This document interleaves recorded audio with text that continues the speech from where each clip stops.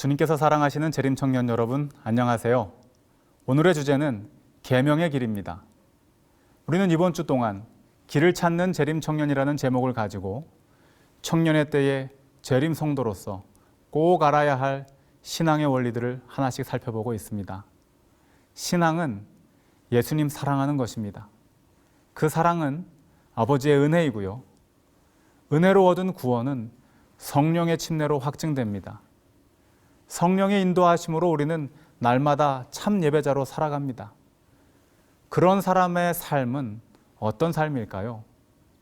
일상에서 기도와 말씀을 통해 참 예배가 이루어진 자들에게 특별히 주어지는 그리스도인의 삶, 그 아름다운 삶의 법칙을 기록한 계명.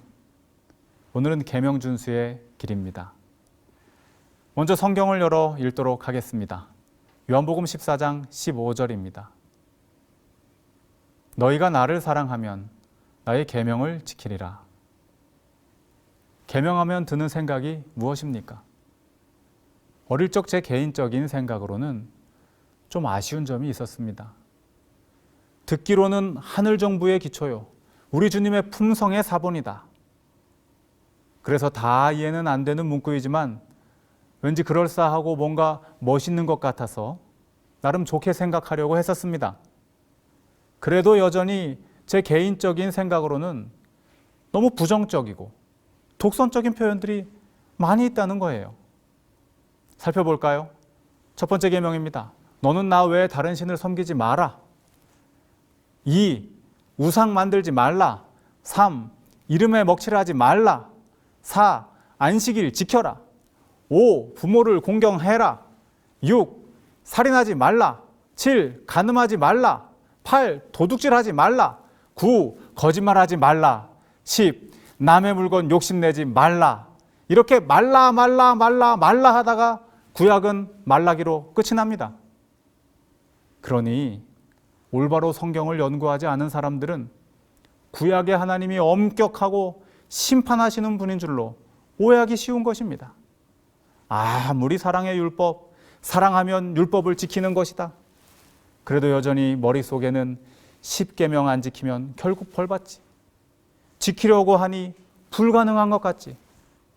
그래서 자연스럽게 계명하면 시선을 피하거나 못 들은 척하거나 지금 당장은 해당 사항 없음, 이렇게 넘어가기 십상인 것입니다. 그러나 여러분, 계명에 대한 오해는 사단 마귀가 가장 좋아하는 일입니다. 제가 가졌던 오해 두 가지. 첫째, 10계명 안 지키면 결국 벌받는다. 둘째, 10계명은 지키기 불가능하다. 이것이 바로 루스벨이 하늘천사 3분의 1을 타락시킨 전매특허, 기가 막힌 거짓말 1호, 2호입니다. 그리고 지금까지도 이 거짓말은 굉장히 잘 먹히고 있습니다. 증언의 기별에 보면 루스벨은 율법이 필요 없음을 강조합니다. 그리고 지킬 수도 없는 것이라고 말을 하지요. 그렇게 하늘 천사들을 타락시킨 이후에는 하늘 아버지께서 율법에 따라 심판하실 것이다. 우리는 용서받지 못할 것이라고 하면서 하늘 아버지의 사랑에 대해 오해하게 만듭니다. 우리보다 지혜로웠던 천사들이 홀딱 넘어간 거짓말이라면 우리에겐 어떻겠습니까? 사단은 똑같은 방법으로 우리를 시험하는 것입니다. 율법을 무효화시키려고 하고 아버지의 사랑을 오해하게 만드는 것이죠. 그러나 성경은 우리에게 강경하게 말합니다. 율법은 1.1획이라도 변경되지 않습니다. 작은 것 하나라도 손상시키거나 범할 수 없는 것입니다. 그리스도인으로서 그리고 재림 성도로서 계명에 대한 바른 이해는 정말 중요한 것입니다. 더불어 우리의 삶에서 율법이 준수되어야 하는 것도 매우 중요한 일 중 하나입니다. 그렇다면 우리는 이 율법을 어떻게 이해해야 할까요? 서두에 제가 감히 율법의 아쉬움에 대해 이야기하면서 여러 차례 말씀드린 한 단어가 있습니다. 제 개인적인 생각은, 그래도 제 개인적인 생각으로는 우리가 말씀을 대할 때 쉽게 범할 수 있는 잘못 한 가지가 있습니다. 그것은 주님의 말씀을 내 생각대로 보는 것입니다. 주님께서 주신 말씀은 우리의 생각이 아닙니다. 그분의 생각이십니다. 하늘 아버지의 생각은 우리의 생각과 다르다고 이사야는 말씀하고 있습니다. 마찬가지로 그분께서 주신 율법도 우리의 생각으로 이해해서는 안 됩니다. 그분의 마음으로 봐야 하는 것입니다. 우리의 시선으로 보게 되면 오해하게 되는 것이죠. 그분의 시선으로 봐야만 이해하게 되는 것입니다. 다시 본문으로 돌아갑니다. 너희가 나를 사랑하면 나의 계명을 지키리라. 왜 사랑과 계명을 연결시켜 놓으신 것일까요? 우리 주님의 본성은 사랑이십니다. 우리를 자기 자신보다 사랑하시는 분이십니다. 모든 것을 버려서 우리를 구원하시는 분이십니다. 그런 분께서 계명을 우리에게 주셨습니다. 그래서 계명은 그분의 사랑으로 봐야 하는 것입니다. 그 사랑을 깨닫게 되면, 다시 말해 그분의 품성인 사랑을 이해하게 되면, 그분의 시선, 즉 사랑의 눈빛으로 보게 되면 계명에 대한 이해가 전혀 달라지는 것입니다. 사도 바울은 자신의 경험을 이렇게 이야기합니다. 회심 전에는 자기 생각으로 자신을 볼 때에, 자기의 주관으로 자기 자신을 평가할 때에 율법의 의로는 흠이 없는 자라고 생각했습니다. 누구랑 비슷해요? 젊은 부자 관원과 비슷한 상태입니다. 그러나 그가 다메섹 도상에서 그리스도를 만나고 사랑하고 하늘아버지의 사랑을 깊이 깨닫고 성령님의 인도하심을 날마다 경험하는 과정 속에서 자신의 이기적인 시선이 아닌 아버지의 사랑의 시선으로 율법을 보게 되었습니다. 그동안 자신의 율법 준수에는 사랑이 없었다는 것을 깨달은 것이죠. 정로에 계다는 그의 변화를 이렇게 기록합니다. 그가 율법의 깊은 의미를 숙고하였을 때 바울은 하나님께서 그를 보시는 것처럼 자신을 보았다. 누가요?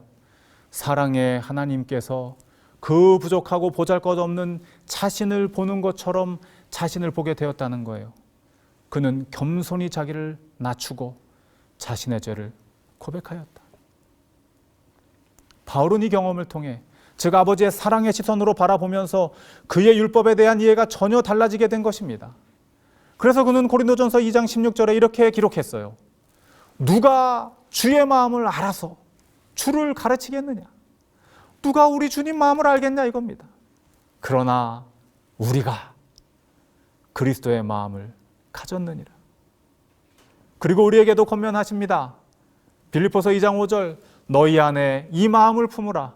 곧 그리스도 예수의 마음이니. 아버지의 마음으로 그분의 이 명령을 이해하지 못하면 나중에 가서 정말 이상한 사람이 됩니다. 이런 아버지 마음 잘 이해하지 못한 케이스가 마가복음 15장 탕자의 비유에 나옵니다. 둘째 아들 탕자 말고요. 더 큰 문제 있는 큰아들 말입니다. 동생이 자기 목 챙겨서 이미 나갔습니다. 이제 아버지 가업을 이을 아들은 아버지의 희망은 이 장남 큰아들 하나밖에 없는 것입니다. 그렇다면 상속자로서 맏아들로서 어떤 시선을 가지고 살아가야 할까요?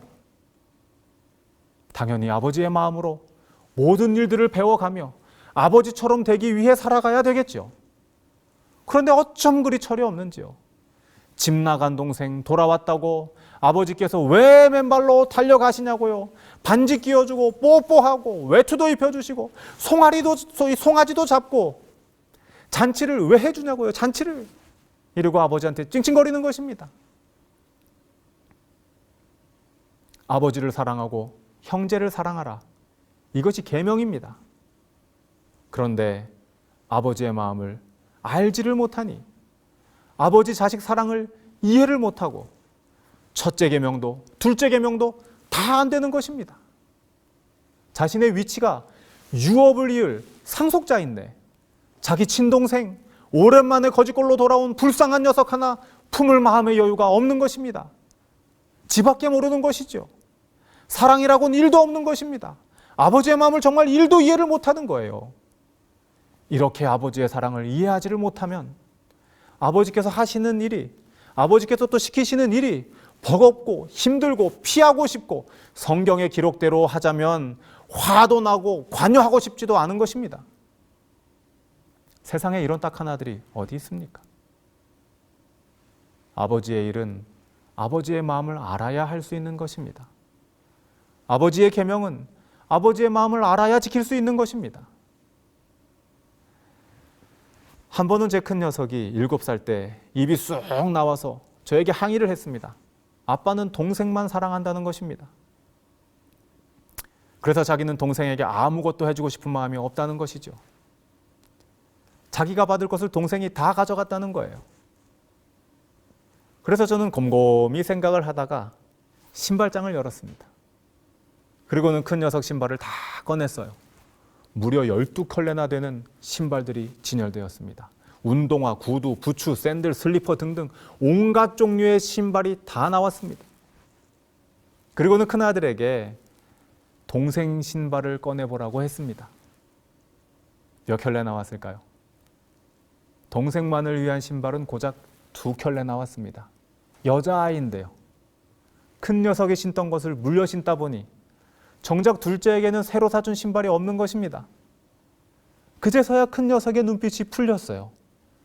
아하, 아빠가 동생보다 자기를 이 신발 개수 차이만큼 더 사랑하는구나 하는 것을 이해한 것입니다. 그리고는 한두 해가 지났습니다. 저와 아내는 이 일을 까맣게 잊고 있었어요. 그 사이 큰 녀석에게는 동생이 하나 더 늘었습니다. 그리고 초등학교에 입학하게 되었습니다. 오늘은 학교 바자회 날이라서 도시락을 안 싸가고 그 대신 음식 사 먹을 돈을 가지고 가야 되는 날입니다. 그래서 아내가 점심이 될 만큼의 식비와 더불어서 사고 싶은 것들 사라고 용돈을 주었습니다. 하루 일과가 마치고 집에 돌아왔을 때 제 아내가 묘한 표정으로 뭔가를 제게 보여주는 것입니다. 어린이용 중고 구두와 옷, 머리핀, 장난감 등이었어요. 웬 거냐고 했더니 큰 녀석이 사온 거라는 것입니다. 큰아이가 신고 입기에는 한참 작은 것들이었어요. 장난감은 초등학교 1학년이 가지고 놀기에 너무 유치했습니다. 심지어 남자아이가 머리핀을 사가지고 왔단 말이에요. 이야기를 들어보니 이랬습니다. 동생들 신발이랑 옷, 머리핀 사느라고 자기 점심도 안 먹고 그 돈으로 그걸 다 사가지고 왔다는 겁니다. 벌써 몇 해 전인데도 자신이 동생들보다 더 많은 사랑을 받고 있다는 사실이 고맙고 동생들에게 미안했나 봅니다. 이 모습이 제 마음에는 귀한 교훈으로 남습니다. 내가 얼마나 사랑받는지를 이해하고 깨달을 때 그때 나도 그 사랑을 실천할 수 있게 되는 것입니다. 내가 아버지의 사랑을 이해하고 감사하는 마음을 갖게 될 때, 내가 얼마나 큰 사랑을 받았는지 알게 될 때, 그때 계명이 지켜지게 되는 것입니다. 요한복음 14장 15절, 너희가 나를 사랑하면 나의 계명을 지키리라. 이 경험을 바울이 한 것입니다. 아버지께 받은 은혜를 생각하니 아직 그 은혜를 채 받지 못한, 깨닫지 못한 이방인들이 생각나는 것입니다. 영적으로 이 동생들이 불쌍해 보이는 것입니다. 그래서 바울은 이렇게 말합니다. 헬라인이나 야만이나 지혜 있는 자나 어리석은 자에게 다 내가 빚진 자라. 아버지 사랑을 깨달으니 그 다음에는 목숨 바쳐 다른 이들 사랑하는 것입니다. 오늘 본문의 말씀 요한복음 14장은 사실 예수님 재림의 약속에 대한 장으로 유명합니다. 우리더러 하늘 유업을 받을 자들이라고 약속하시는 말씀이지요. 그리고 오늘 본문 바로 윗절의 내용입니다. 요한복음 14장 14절, 내 이름으로 무엇이든지 내게 구하면 내가 시행하리라. 이건 무슨 말씀입니까? 하늘을 유업으로 주시는 걸 넘어서서 이 땅에서도 해달라는 대로 다 주시겠다는 겁니다. 다 해주시겠다는 거예요. 하늘도 주시고 해달라는 것도 다 해주시겠다고요. 내가 이만큼 널 사랑한다. 우리가 이만큼 사랑을 받고 사는 것입니다. 그리고 나서 하시는 말씀이 나를 사랑하면 계명을 지켜라. 너도 그렇게 살아라. 내 마음 이해했으면 너도 나처럼 살게 될 거다. 예수님처럼 사는 삶, 그것이 우리가 원하는 신앙인의 삶이죠. 그것이 바로 계명 준수의 삶인 것입니다. 그럼 다시 한번 아버지의 마음으로, 그분의 시선으로 우리에게 주신 계명을 확인해 보도록 하겠습니다. 제가 이 말씀을 가만히 묵상하다가 내가 얼마나 큰 사랑을 받은 사람인가, 주님께서 나를 얼마나 사랑하셔서 이런 표현들을 하셨는지 하늘 아버지 사랑의 안경을 쓰고 십계명을 다시 하나하나 보게 되었습니다. 그랬더니 저에게도 전혀 다른 계명이 보이는 것입니다. 그래서 저에게 적용되는 계명, 아버지 사랑의 안경을 쓰고 본 저에게 적용되는 계명을 여러분들에게 부끄럽지만 한번 소개를 해보겠습니다. 아버지께서 저에게 해주시는 약속이에요. 계명을 통해서. 현준아, 첫째, 내가 너만의 하나님이 되어줄 테니 너는 나만 믿어라. 둘째, 내가 너의 최고의 우상이 되어줄 테니 다른 거 만들 필요 없다. 셋째, 내가 남 부끄럽지 않게 해줄 테니 내 이름 부를 때 창피해하지 말아라. 넷째, 일주일 동안 얼마나 힘들었냐. 오늘 하루는 그냥 좀 푹 쉬어라. 너한테 해줄 게 많다. 이제 다섯 번째 계명부터는 저 말고 저와 관계가 있는 다른 이들에게 우리 주님께서 말씀하시는 거예요. 우리 하늘아버지께서 말씀하시는 겁니다. 다른 애들한테 말한다. 잘 들어라. 다섯 번째는 우리 자녀들에게 하시는 말씀이에요. 현준이 자녀들 3명 다 잘 들어라. 아빠 말씀 순종해라. 그게 너네 살 길이다. 여섯 번째, 누가 우리 현준이 건드리냐. 털끝 하나 건드리지 마라. 미워하는 마음조차 갖지 마라. 일곱 번째, 누가 우리 아들 음흉하게 쳐다보냐. 생긴 건 비록 이래도 나름 매력이 있다. 혹여 곁눈질하지 마라. 여덟 번째, 누가 우리 현준이 거 함부로 건드리냐. 손대지 마라. 아홉 번째, 누가 우리 자식 이간질 시키냐. 거짓말하면 아주 혼난다. 열 번째, 내 아들 거는 아무것도 못 가져간다. 내가 다 지켜줄 거다. 이것은 약속입니다. 그래서 계명을 다른 이름으로 언약이라고 하는 것입니다. 이런 사랑이 넘치는 약속이, 우리 아버지께서 주신 약속이, 나를 지키기 위해 주신 약속이, 나를 그분처럼 만들어 주시기 위해 주신 계명이라면 이 계명이 없어도 되겠습니까? 지킬 수 없는 것입니까? 이것 안 지키다고 우리를 벌하신단 말입니까? 그리스도의 희생을 믿고 아버지의 사랑을 깨닫고 성령님의 인도하심에 따라 날마다 예배의 삶으로 기도와 말씀으로 살아가는 우리라면 이제는 어린아이의 일을 버리고 인간의 안목이 아닌 아버지의 마음으로, 그분의 시선으로 말씀을 보고 계명을 이해하고 그냥 아들이 아닌 하늘 상속자다운 모습으로 율법 아래 허덕이는 것이 아니라 율법으로 인해 즐거워하고 그 약속을 성취하며 살아가는 성숙한 신앙인이 되어야 하지 않겠습니까? 주님께서 사랑하시는 재림 청년 여러분, 신앙은 예수님 사랑하는 것입니다. 사랑은 하늘 아버지의 은혜고요. 그 은혜로 받은 영생, 구원은 성령의 침례로 확증됩니다. 기도와 말씀으로 사는 사람은 참 예배로 주님을 만나고요. 그들의 삶은 그 사랑에 반응하여 그리스도의 삶, 계명 준수의 삶으로 꼴지어지는 것입니다. 오늘 이 귀한 약속 마음에 간직하고 주님과 동행하시는 재림 청년 되시기를 우리 예수님의 이름으로 축복합니다.